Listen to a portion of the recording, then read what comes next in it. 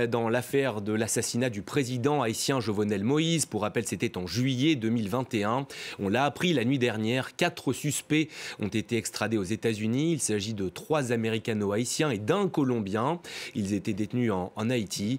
Ils devaient être présentés ce mercredi à une juge fédérale à Miami.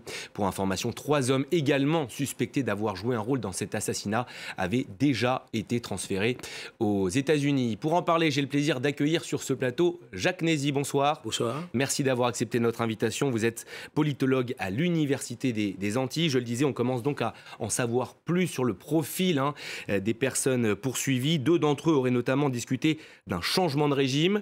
Un autre aurait, lui, été chargé de trouver des armes. C'est donc a priori un groupe organisé qui aurait mené cette attaque mortelle contre Jovenel Moïse. Oui, c'est une affaire bien orchestrée par un ensemble d'acteurs. On trouve bien des Colombiens, des Haïtiens d'origine américaine, des Américains.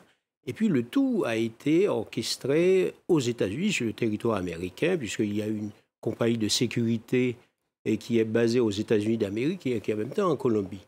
Donc quand on lit les différents témoignages de certains protagonistes, on comprend bien qu'il y a eu un complot ourdi par un ensemble de protagonistes établis en Haïti et ailleurs. Mais ce qui est aussi intéressant de comprendre, c'est le fait qu'il y a des protagonistes qui ont été soustraits à la justice haïtienne.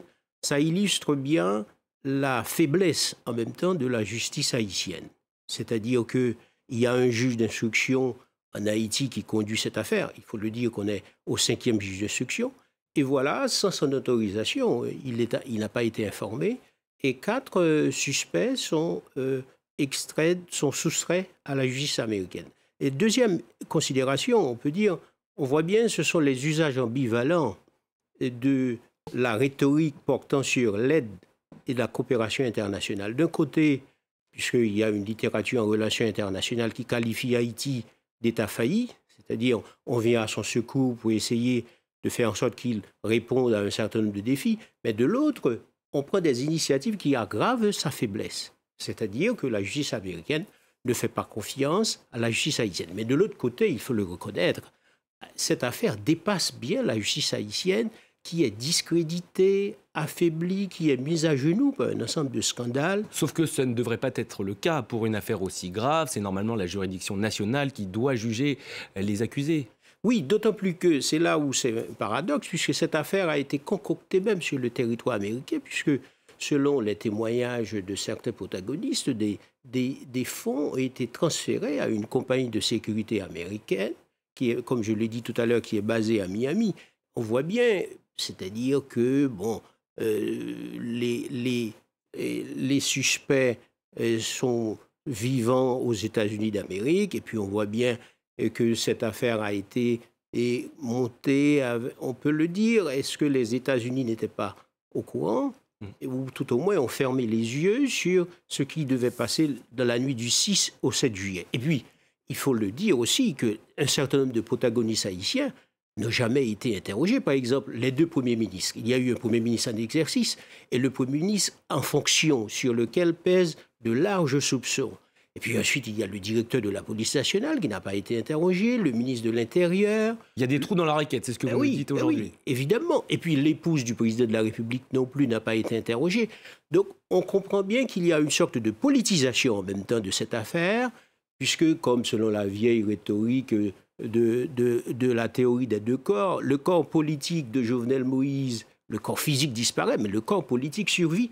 Et on tend à faire une appropriation pour la conquête du pouvoir, parce que certains se réclament de son héritage. Et c'est l'un des grands chantiers, notamment pour Haïti, pouvoir organiser dans les années futures sa justice. Bon, j'imagine qu'il y a peut-être d'autres priorités, mais la justice en est une importante. La justice haïtienne, elle est complètement discréditée, notamment ses liens avec l'économie criminelle, puisqu'il y a un certain nombre de chefs de gang, d'ailleurs, qui ne sont pas poursuivis, ou quand ils sont poursuivis, ils arrivent à passer entre les mailles du filet grâce à la complicité d'un certain nombre d'autorités judiciaires. Donc on voit bien que de l'autre côté, et c'est donc aussi en dehors des règles de l'entraide judiciaire, c'est là qu'il faut s'interroger sur l'intrusion de la justice américaine, puisque si l'affaire est entendue sur le plan transnational, on aurait compris cette intrusion, ou bien il y aurait une coopération entre la justice haïtienne, mais on voit bien, et c'est une sorte de mise, de la confirmation de la mise sous tutelle d'Haïti, puisque la justice américaine s'approprie, comme elle l'entend bien, de cette affaire. Le président Jovenel Moïse a donc été assassiné il y a un an et demi. Depuis, rien ne s'est amélioré, bien au contraire. La violence des gangs est quotidienne, les enlèvements sont réguliers, l'aide humanitaire insuffisante. Vous qui connaissez bien ce pays, nous, d'extérieur, on a du mal à voir les solutions pour demain et après-demain. Quelles sont-elles en Haïti? On sait que c'est un pays exsangue économiquement, notamment. Bon, la piste de solution pour le moment, c'est la mise sur pied d'un haut conseil de transition. Selon certains, une transition, alors oui, le haut conseil de transition qui a été mis sur pied par le Premier ministre tout à l'heure, mais c'est un Premier ministre qui est en cavale, puisqu'il est complètement affaibli, notamment par des policiers en colère dernièrement. Il a dû être secouru par des forces spéciales de l'ambassade américaine, mais c'est un Premier ministre qui est complètement affaibli. En même temps, il propose un haut conseil de transition, mais certains y voient une porte de sortie. Mais de l'autre côté, il faut le souligner, la vie des Haïtiens est insupportable par les gangs. Et puis, également, la rareté du carburant, malgré les interventions de certaines organisations régionales comme l'ANAPROS, qui tirent la sonnette d'alarme depuis quelques années, puisqu'il y a 4 départements qui n'arrivent pas à accéder au carburant. Et c'est à cause à cause de l'implantation des gangs qui règnent en toute impunité, et certains disent qu'il y aurait une complicité, même une connivence entre les gangs et les autorités en place. Merci beaucoup, Jacques Nézy, d'avoir accepté ce soir l'invitation de France 24. Et on rappelle donc l'information principale, donc cette extradition de ces 4 accusés dans l'affaire de l'assassinat du président haïtien Jovenel Moïse. Merci Jacques Nézy, belle soirée à vous.